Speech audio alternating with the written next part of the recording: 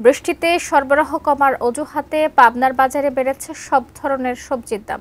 শহরের মাসুম বাজার থেকে জানাচ্ছেন সহকর্মী রিজভী জয়। বৃষ্টিতে খুব বেশি সবজি ক্ষেত নষ্ট না হলেও পাবনায় কিন্তু বেড়েছে সব ধরনের সবজির দাম।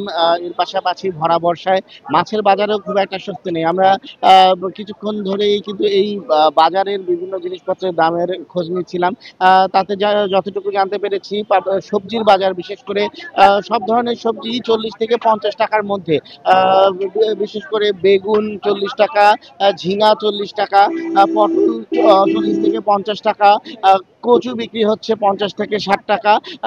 এবং এর কাঁচামরিচ যে পণ্যটি সেটি কিন্তু এই বর্ষায় বৃষ্টির অজুহাতে কিন্তু বেশ দাম বেড়েছে। 160 টাকা কেজি প্রতি বিক্রি হচ্ছে, যা কয়েকদিন আগেও 50 থেকে 60 টাকা কেজি প্রতি পাওয়া যাচ্ছিল। এর পাশাপাশি পাবনার বাজারে কিন্তু যে বর্ষা মৌসুমে আসলে নানা ধরনের দেশীয় মাছের আমদানি থাকে, সেটি কিন্তু এবছর তুলনামূলক কম।